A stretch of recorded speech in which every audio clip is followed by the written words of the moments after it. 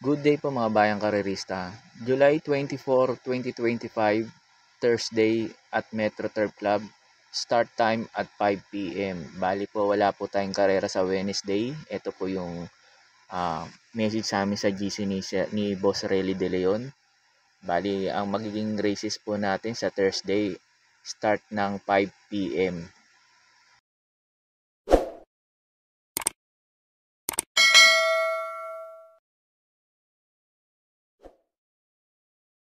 Start na po tayo. Race number 1, numero 5, Amberdine Eagle. Ito para po sa akin. Susuluin ko na po to. Last run nito kala Queen Marquesa, pumangwalo to. Maganda na rin sinalida nito.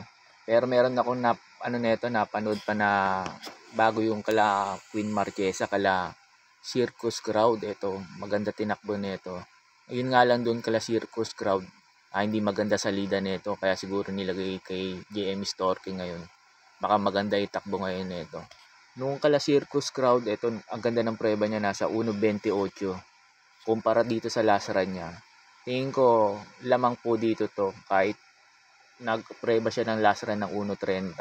Siya pa rin mas magandang preba rito sa mga tatakbo ngayon dito sa race number 1. Pagkatapos nga pala ng info ko rito sa race number 1, mapapanood nyo yung last run ni Amberdine Eagle kung kala Queen Marquesa, pumangwalo to. Bahala na kayo kung magpo-protection kayo o susuluhin nyo to. Kaya po sa race number 1, tong numero 5, Amberdine Eagle, para po sa akin, susuluhin ko na po. They're up, looking for the leader. That's their best mabigat na si Pocket Boy in the middle. Amberdine Eagle now from the outside.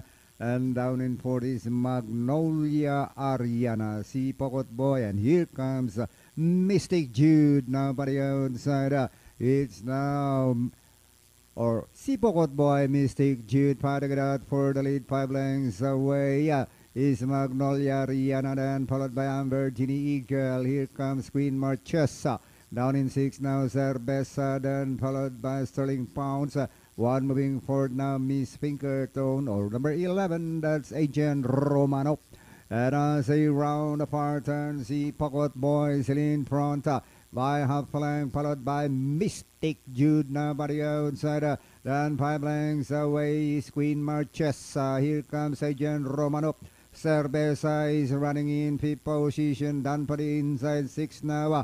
Is Magnolia Rihanna as they turn for home. Mystic Jude now takes the lead. Queen Marchesa, Agent Romanov now by the outside. Done for the inside is si Pocket Boy. Cerveza squeezing now in the middle. Is Queen Marchesa now takes the lead. Cerveza, Agent Romanov now by the outside. And finally, Queen Marchesa, Agent Romanov, Cerveza, Amberdine Eagle close. Queen, or number 1 is Magnolia Ariana and Sterling Pounds. Race number 1 is over, and we have entry number 10. That is Queen Marchesa, ridden by AP Navarroza, crossing the bar first. And it's 10-11-4, unofficial order of... Sa race number 2 na po tayo. Pamprimera ko po yung numero 1, Laguna de Bay. Baka pumabor kasi sa kanya yung laban dito eh. Kasi may nakita ko mabibilis dito sila Professor Jones, top of the mark and victorious. Baka kasi maghabol lang kaagad. Baka pumabor sa kanya si Laguna de Bay, makasabay kaagad sa unahan. Second choice ko po yung numero 4, Professor Jones. Ito susuluhin ko sana to eh. Kung wala lang si top of the mark dito. Kasi walang ganong habol sa kanya rito. Pag ito nauna at hindi hinabol ni top of the mark, tingin ko po malaki po chance na ito makatapos po ng karera. Itong numero 4 si Professor Jones. Kaya po sa race number 1, pamprimera ko po yung numero 1, Laguna de Bay. Second choice ko po yung numero 4, Professor Jones. Sa race number 3 na po tayo. Pamprimera ko po yung numero 8, Blue Thunder. Ito maganda position niya, last to enter. Tingin ko hindi maiiwan to sa largaan. Pag ito nauna at hindi nila hinabol sa unahan, tingin ko po malaki po tiyasa nitong baka madihado pa rito. Itong numero 8, Blue Thunder. Second choice ko po yung mababa na sa laban, yung numero 3, Warhammer. Baka pumabor naman sa kanya, sakali naman pilitin nilang habulin si Blue Thunder sa unan. Tapos ang third choice ko po yung numero 7, Queen Gabi. Ito, baka rin makapanood din ng laban to. Kaya binibigyan ko rin ng chance nitong manalo to tong numero 7, Queen Gabi. Kaya po sa race number 3, pampremera ko po yung numero 8, Blue Thunder. Second choice ko po yung numero 3, Warhammer. Third choice ko po yung numero 7, Queen Gabi. Sa race number 4 na po tayo. Pampremera ko po yung dirimating kabayo, itong numero 1, Queensland. Ito kahit maigsi ang karera, palagay ko baka makasabay ka agad to. Makarimate. Second choice ko po yung numero 3, Dancing Queen. Ito naman, sakali namang hindi habulin ni Batang sa unahan to at mauna to. Tingin ko po malaki po chance nito kung makatapos ng karera to itong numero 3, Dancing Queen. Kaya po sa race number 4, pampremera ko po yung numero 1, Queensland. Second choice ko po yung numero 3, Dancing Queen. Sa race number 5 na po tayo. Pampremera ko po yung numero 7, Frosty Raven. Ito kasi basa ko rito sa race number 5, may mga mabibilis eh. Sila Buntay Shore, Sea Rice, baka maghabulan sa unan at pumabor dito sa numero 7, si Frosty Raven. Tapos maganda pa position niya, nasa labas ngayon. Tingin ko baka malaki chance na neto manalo rito tong numero 7, Frosty Raven. Second choice ko po yung numero 2, Buntay Shore. Ito pag maganda si Nalida at naunahan niya si Sea Rice, malaki po chance neto makatapos po ng karera tong numero 2, Buntay Shore.